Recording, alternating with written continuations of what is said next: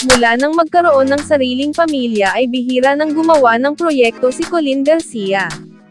Magtatatlong taon na sa Setyembre ang anak ng aktres at Billy Crawford, na si Amari.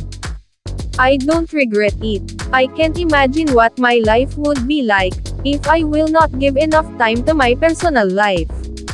Maybe I cannot do a teleserye or more films.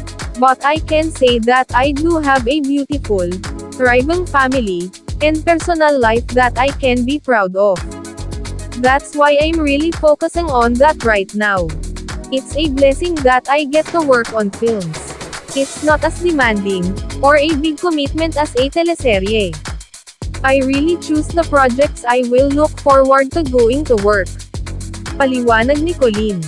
Pagkatapos ang pansamantalang pamamahinga sa showbiz after magpakasal kay Billy Crawford at maging isang mom, ay balik acting na ulit si Colleen Garcia.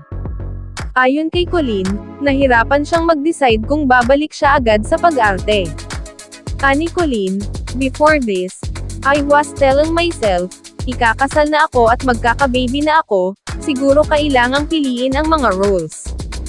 Sobrang tagal ko nang hindi gumawa ng pelikula, not just because of having the baby, but also because of the pandemic.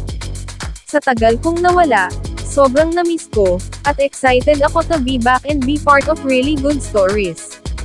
Inamin din ng aktres na binalak niya noon na magkaroon ng restrictions sa roles sa mga pelikulang gagawin, dahil nga mom na siya, pero nag-iba raw ang isip niya. What I said before na hindi ko gagawin, I gave myself restrictions.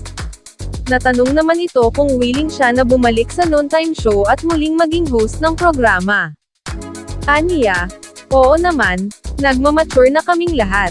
We're kind of all in the same page with some things. Maalalang bigla siyang natanggal sa programa, at ang isa sa sinasabing dahilan ay ang away umano nila ni Ann. Nawala ang aktres sa Kapamilya Noontime Show noong 2016, pero walang ibinigay na malinaw na dahilan ang management kung bakit. Pero isa nga sa sinasabing rason ay dahil sa isyu sa kanila ni Ann. Nagkaroon daw ng hindi pagkakaunawaan ang dalawa dahil sa pagiging deadma ni Colleen.